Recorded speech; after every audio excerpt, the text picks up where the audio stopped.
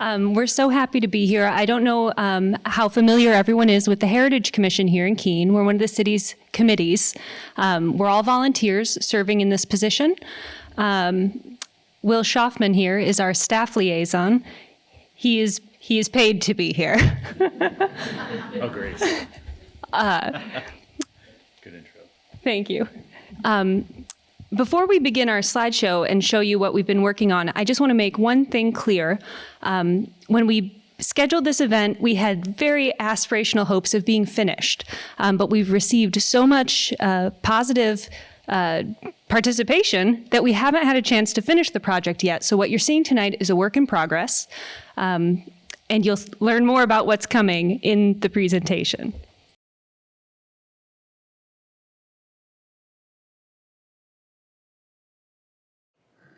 Yeah, it was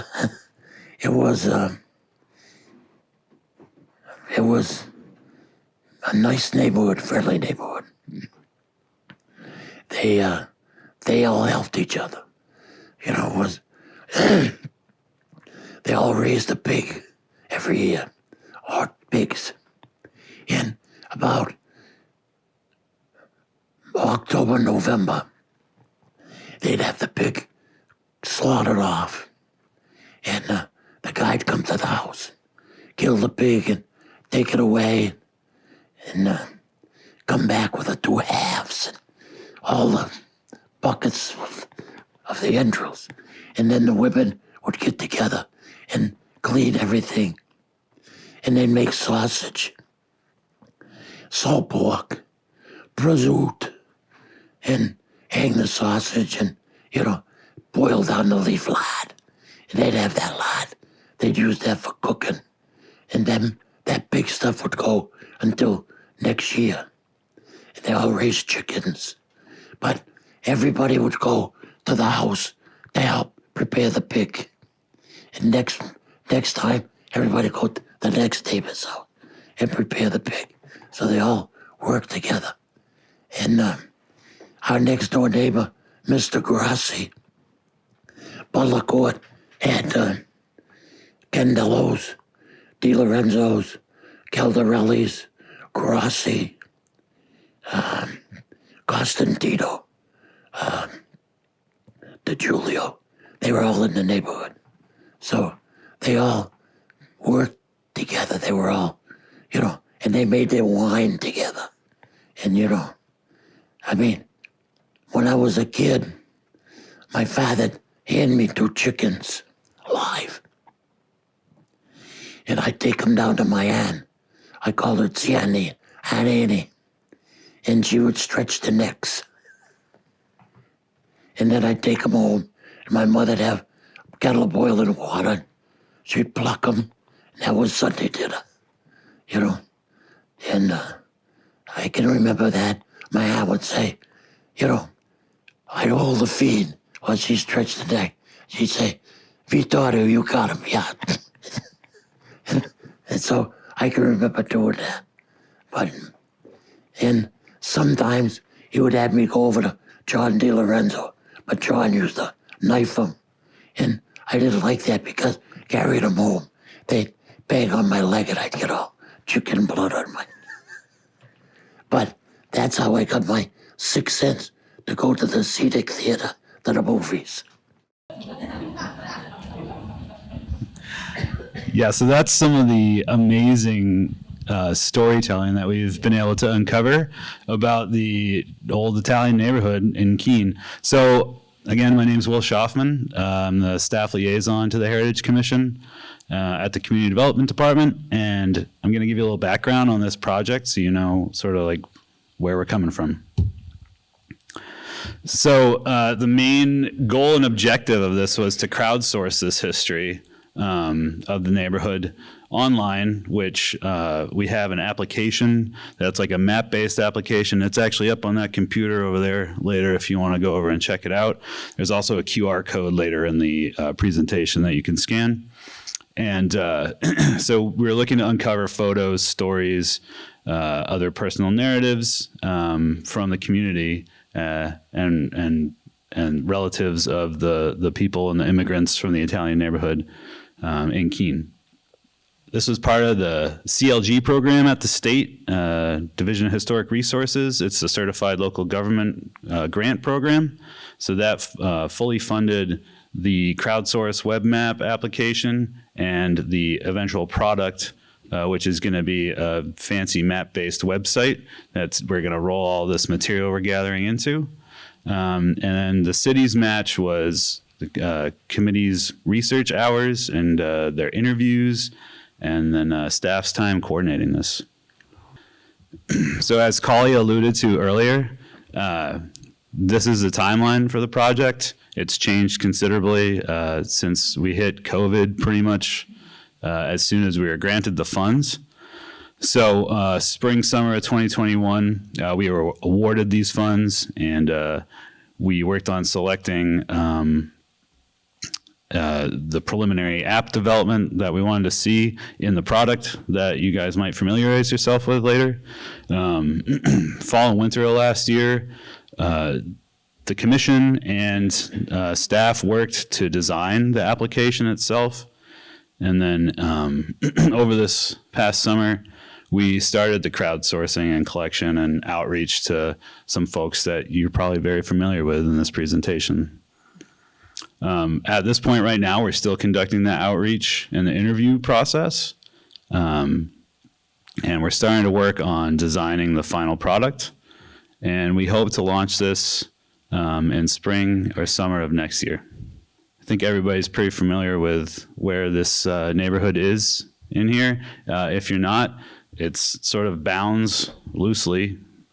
Would be West Street in the vicinity of the old mill pond up there at the Colony Mill, over towards Pearl Street in the on the far side, and on the western side, I should say, down to sections of Winchester Street, over towards what's now Keene State College, Winchester Court, Butler Court, and back up the old Mill Brook over there.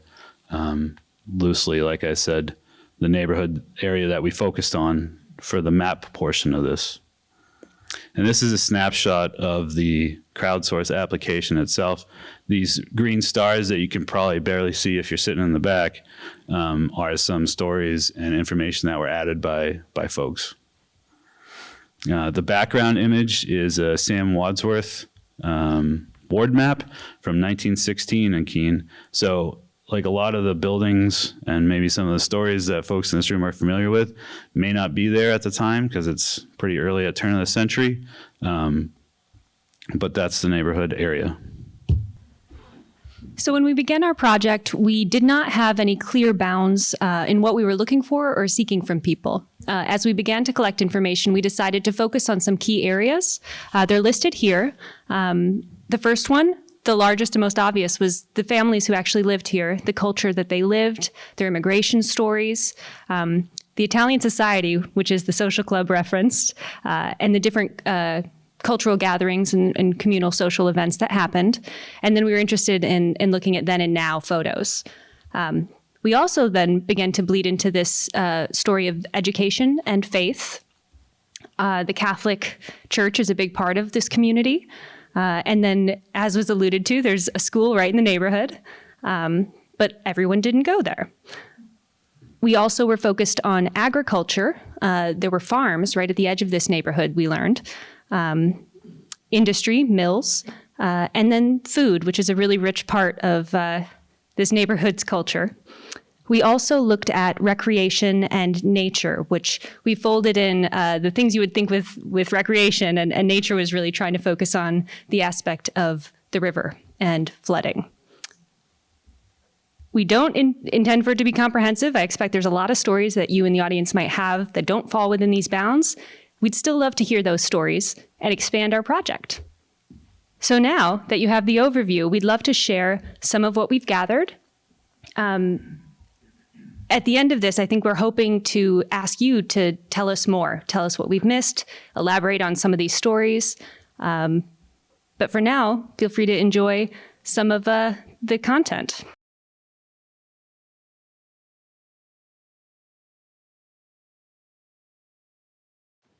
I heard Italian. My grandmother never learned English. I was told that my grandfather went to night school to learn English because and he always spoke with a pretty heavy Italian accent. And my grandmother, I only ever remember 2 phrases that she ever said. One was, God bless, as she'd pat the child on the head. And the other was, me glad, when she was happy about something, to show her joy. When people in that age group got together, I'm talking my grandparents' age group, it wouldn't have been uncommon that they'd speak Italian to each other or speak Italian to their children. My grandmother always spoke Italian to my father, and he most of the time answered in English. So she understood English, but she just couldn't get her tongue around the horrible sounds in English. So I heard, and when there would be gatherings, often when I was young, my aunts and uncles and cousins would land up at my grandparents' house on a Sunday afternoon, and there were always Italian being spoken. So yes, unfortunately, we never learned it because the push, I believe, was my grandfather said I came to America to be American. So he wanted to learn to speak English. And I think there was a push to not use your old country language out in public.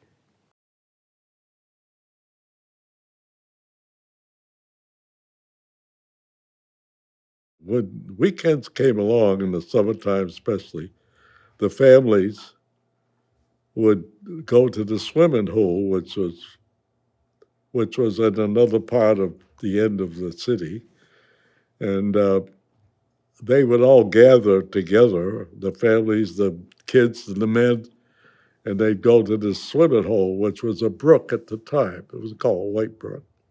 But going down the cow path road to it was probably a mile, a little bit.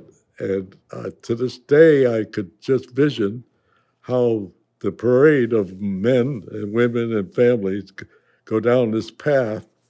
And the ladies would keep the food. They'd make the food at home. And they would keep the food on top of their heads. And they'd hold the bucket on top of their heads. And they would all go down this path.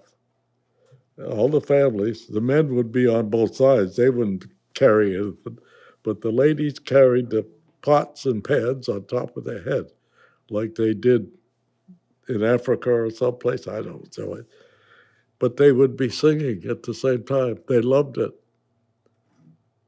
And they would be singing Italian songs all the way down the road until we got to the brook, and then they'd lay the blankets down and serve the foot or go in the brook in the water. So that was something that was done almost every weekend in the summertime. And it was just families getting together, but they were all so happy doing it. So it was great. It was a great life, and it was like wanting to be in America. So we've been collecting photos as well. I won't read through the captions here necessarily, but you can see some of the families, and maybe these are familiar shots. We would love to have more of this kind of imagery. If you have any photos at home that you're willing to share with us, I would encourage you to please reach out, use our web-based tool, let us know. We're happy to help you get them scanned. Be really wonderful to have more.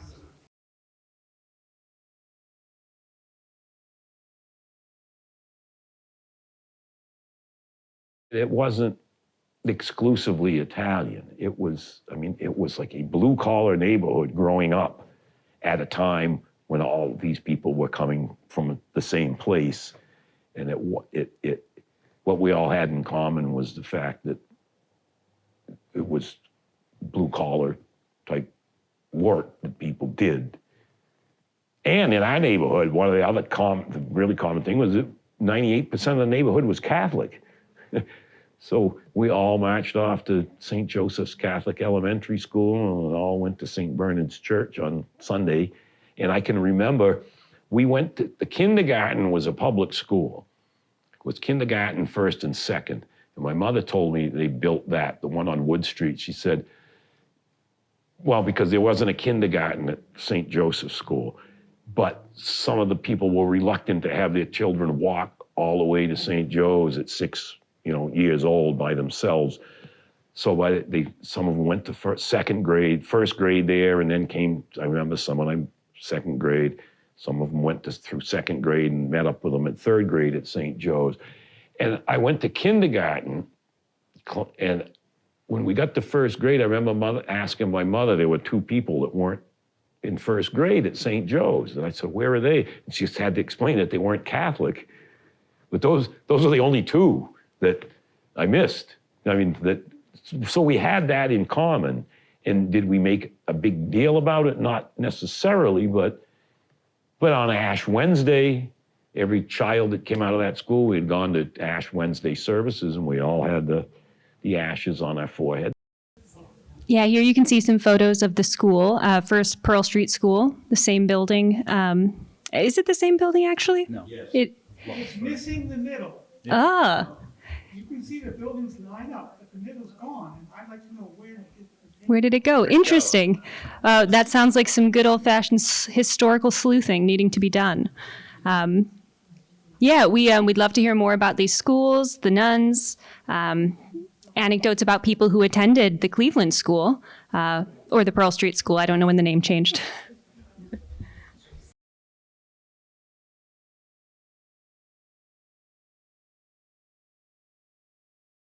Downtown Keene, of course, the trains went across the street, so they had a little guard tower there right in the center. And so when they knew the trains were coming, the 2 men there, they would get out and they would have flags, and all the traffic would have to stop in either direction for either a freight train or the passenger trains. And passenger service here was awful because Winchester Street, right below where Wally Chevalier is now, that was one of the crossings. And then on Island Street was a crossing. If you turn from West Street onto Island Street, right where Marciello is now, that was one of the crossings. So to get to my grandparents, you had to cross the railroad tracks.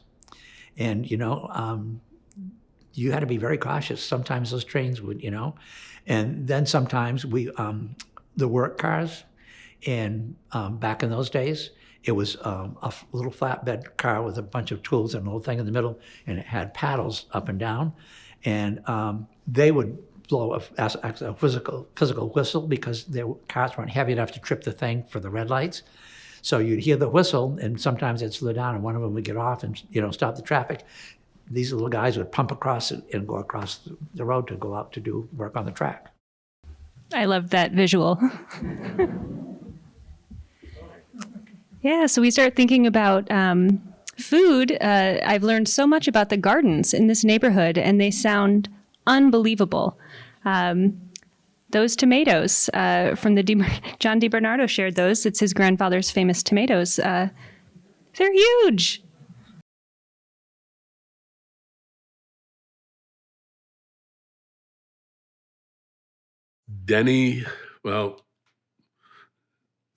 Mindy DiBernardo, who was Jilly's father, again, nicknames.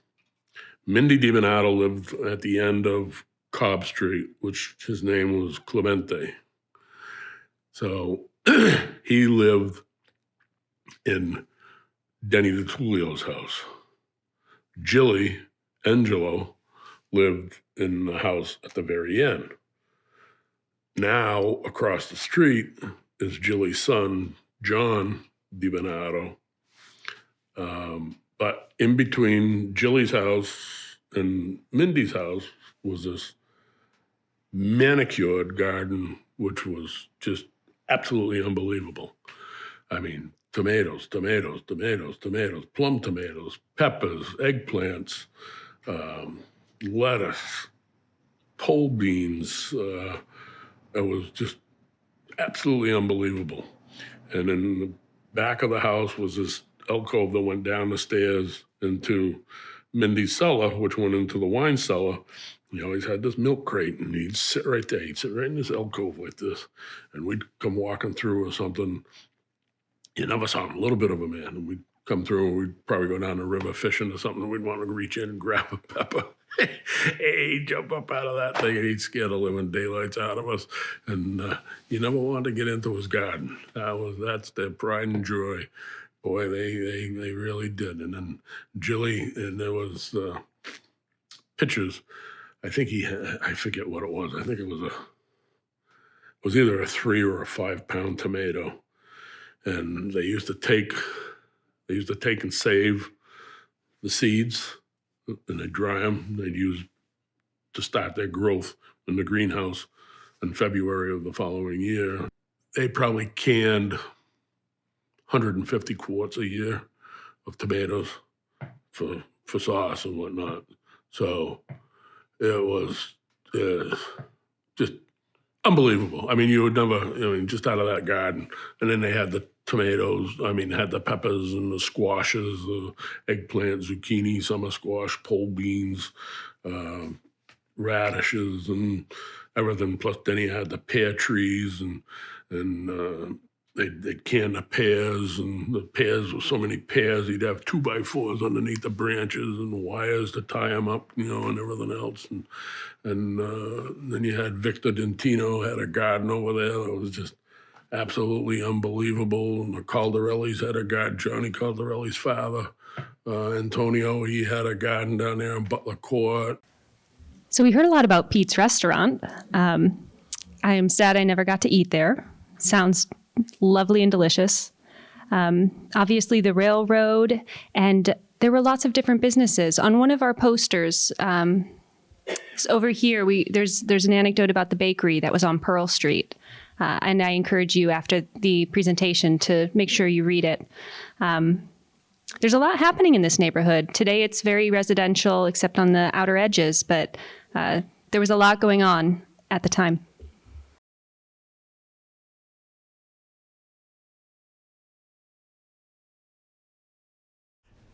My uncle Peter, who owned Pete's restaurant, he was in the military. He was in the Army, and he was a cook in the military in the Aleutian Islands.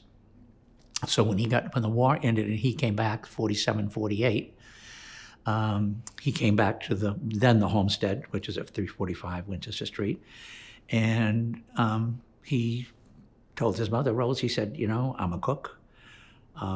She thought doing a restaurant back in those days was going to be tough, but they would give it a go, and they did.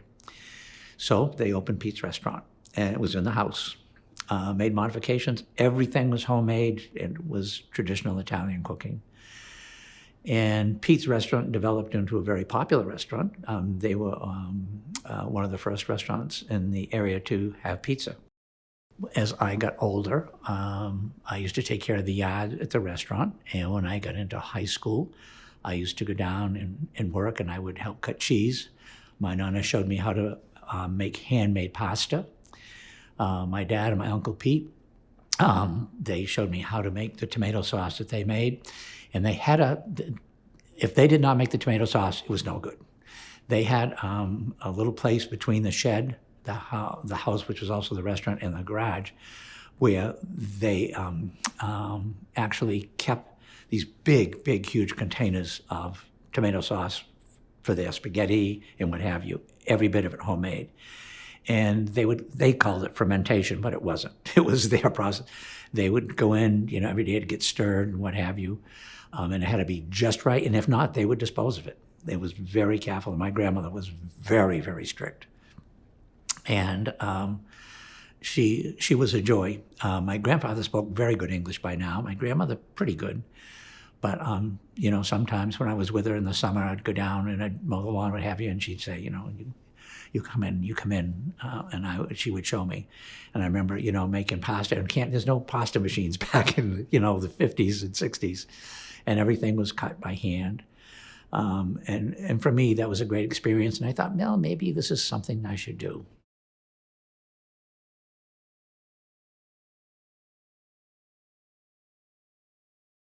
Oh yeah, we used to fish the heck out of it. We had all these special spots where we'd have fishing tournaments, who got the biggest bass, who got the biggest pickerel. You never know what you're going to catch. And hornpout and eels. We used to sell eels to Mindy DiBonato, and he'd cut them up, put them in a spaghetti sauce, and I mean, you get the river eels that were 2 and 3 feet long. They were son of a guns. We never, you have to either wrap them in newspaper or put them in a grain sack because they'd wrap around your arm and they'd go all slither, and so then you end up just cut the line. So there's a rich baseball history in the neighborhood. It's very well known. The street names tell it for us. We want to do more documenting that aspect of the story. And outside of the professional baseball, the more pee-wee baseball, I can't think of what it's called. Little League, but informal Little League around the neighborhood, and the different activities kids would play and do in the summer and after school. So if you have those kind of stories, please do reach out to us. Pictured here as well is the Italian Society, which was a gathering place, obviously, for recreation as well.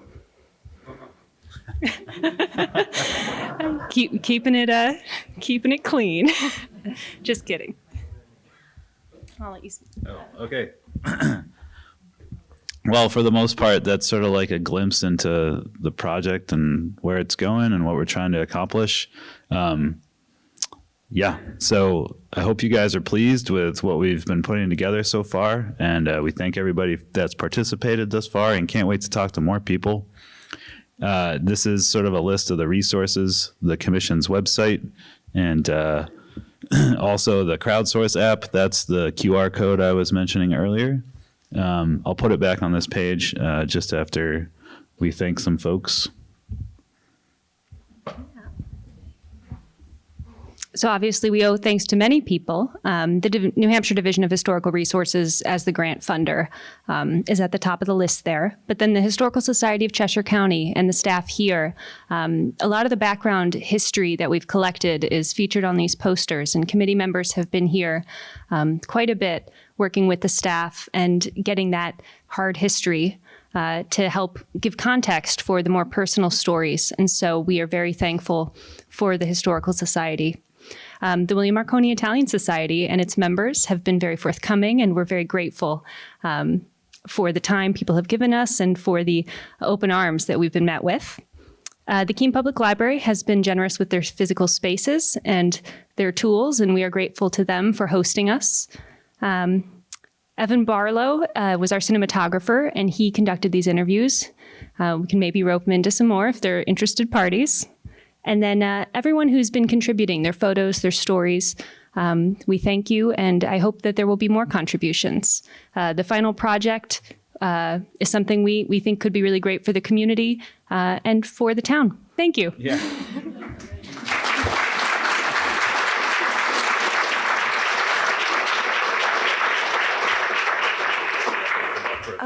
Yeah, we're happy to open up to some questions, or if people have some stories they want to share, anything they want to, this might have inspired a memory, anything like that. Don't be shy. Question. Yeah. What if you know, I see something and the caption is completely wrong? Please let us know. So that's sort of the nature. When you're crowdsourcing history, people remember things differently. And, oftentimes you're working from what someone might have written on the back of a photo, and, who knows who wrote it. So if you have information that you think is more informed, please let us know. And while you're doing it, share some more photos to help us see, the same faces. That'll help with identification of who's who. And we really can't, the point of the project really is to help engage the community with sharing its own story, its self-determination. So we want you to decide what your neighborhood boundaries are, what's important in your neighborhood's history. All of that. That's something that we can't tell you. We need to hear from you. Over here? Yeah, I have a question. That neighborhood down there, you notice a lot of those streets named after famous baseball players of the early 20th century. Wood Street, Smokey Joe Wood, Honest Wagner, all those streets there. But how did that come? Anybody know how that was? Well, I have a postcard from 1890, 1899, or 1900. It's a picture. It's like a hand-colored picture.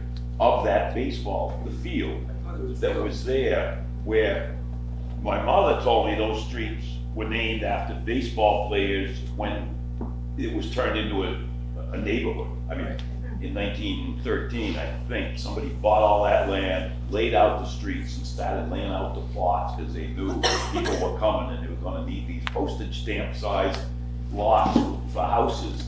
And interestingly, if you're familiar with Keene, Alan Rumrell talks about the baseball game where the pitcher from the other team being the batter, and they chased him across the field and they were going to kill him, and he ran out to Island Street, pounded on the door and said, let me in, they're going to kill me. And the woman who opened the door, there's a picture, I'll show you, there's a picture of the house right up there. It was my great-great-grandmother. It was my grandfather, Thomas Finance, had built that house in 1875. And I think that game took place in 1900, Labor Day weekend. It's just an interesting part of the neighborhood, and an interesting part of my family, too. So the streets preceded the immigrants moving laid out. Yes, yeah. It was. I went back at the county deeds, and I got back to, I think it was Steele Brothers came in and they bought that land belonged to the Barcombe family. I think almost all of it, all Island Street up to the river, and laid out a housing development. In the name of our little neighborhood on Island Street, it's Homestead Villa. Was the actual name they gave to it. So I live in Homestead Villa.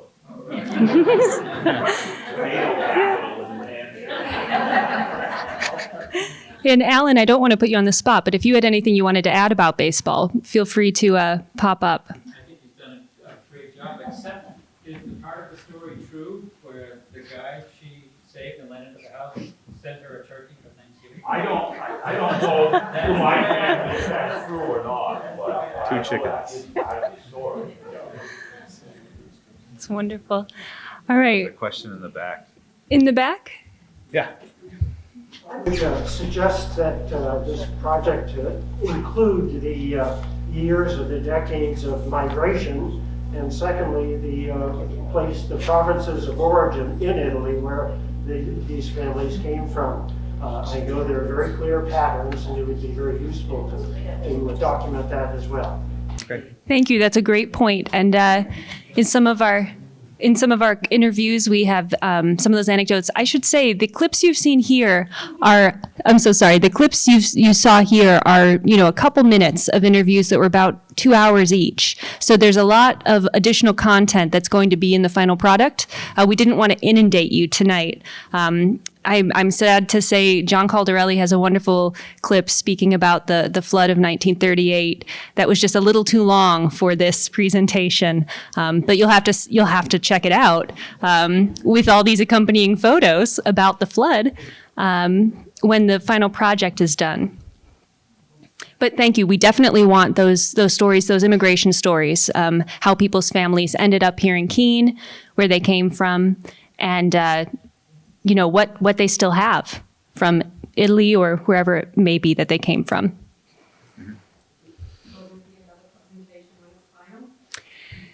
If there's interest, there can be another presentation. Here. Wine and cheese at the final presentation. Maybe we can ask the Italian Society to host us for that one. And we, not to say we don't want to be here, but at the wine and cheese might be easier to wrangle. Any other questions? Over here. Well, I'm not Italian, but my first time I went to Pete's was my first restaurant I ever went to for my birthday. And my father took me there with 3 people. And I think we had spaghetti because we didn't know about pizza yet. We didn't know, but maybe you did. But the one I'd like to know, we had a wonderful time, but we wanted to have dessert. Can you tell me what they would be? I can't remember what it is. Spagoot, it's like not spagoot. I don't know what the name is. Yeah, we're going back to the menu here for you. Does anyone, what was everyone's favorite dessert at Pete's? I don't Spumoni ice cream. Is it like spumoni or something? Spumoni ice cream. There's ice cream, pie, and spumoni. Yeah. With claret sauce. Be that, and we called ourselves that for about 3 years. Oh, that's wonderful. fried bread dough was called pincer-feet. Can you say again? Fried bread dough, we call it pincer-feet. Oh, I've never had it. Does anyone make it around here still? That's a kid's story. Had that for breakfast on Sunday. We mentioned it's going to be on your phone.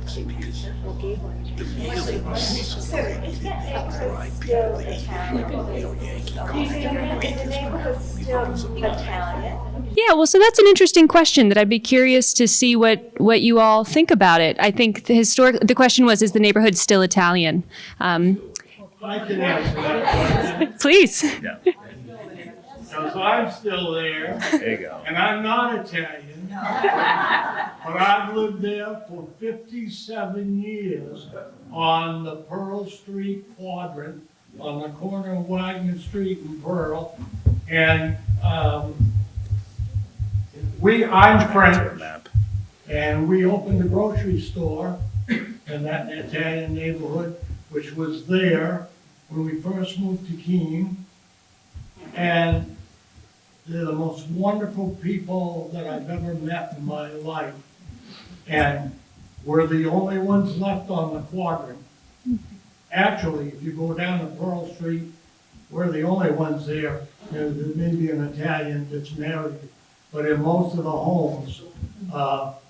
Secondly, I was told by Mr. DeLuzio, that lived across the street from me, Rocco, and I can attest to all the gardens and stuff, that when that quadrant was built, they used all the clinkers, or the clunkers from the railroad that didn't burn coals. So there was made a dump, but a dump only with railroad cinders, no glass cans or anything. And he told me that you could grow anything in the world because they held moisture. And they went down like 4 feet.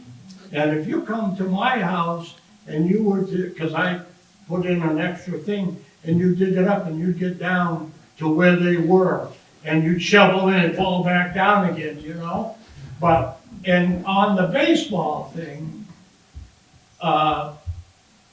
they were all named after baseball players. Because I live on the corner of Wagner and Pearl, which was for Honus Wagner.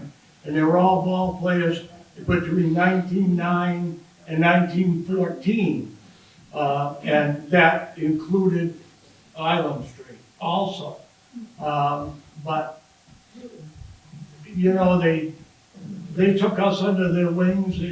They bring over pastas and stuff like that. And we ran the store for almost 4 years until we started having children. And I'm going to die there. It's my home, and you know, we've been offered a lot of money, but Pat and I, my wife, I can't say enough for them. And I'm glad I came here because just wonderful people, and I know them all. It's too bad that we've had to outlive them.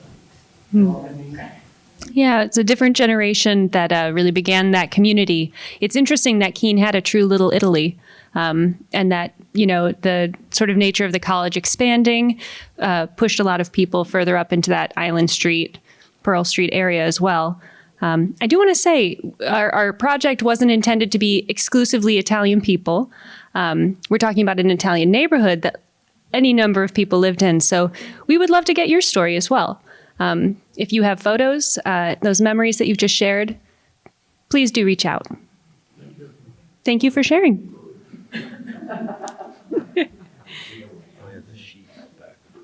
Oh. She has a sheet. If they want to get in touch. Oh, okay. Yeah, I should say, so we have our app, but I understand that some of the commission members at the back have a sheet you can sign if you want to give your name or email, phone number, so we can reach out to you. We're probably going to take a break over the holiday, but in January, we'll get back into it and see what more we can gather. Were there any other questions? No? Well, thank you very much for coming. Please do check out these posters and the different information, as well as the Historical Society's exhibit about immigration that Jenna mentioned at the beginning. It all really ties together and tells a story of this part of the state is a really richly diverse place, and it's worth celebrating and recognizing and not losing touch with. So thank you for coming out tonight. Thank you.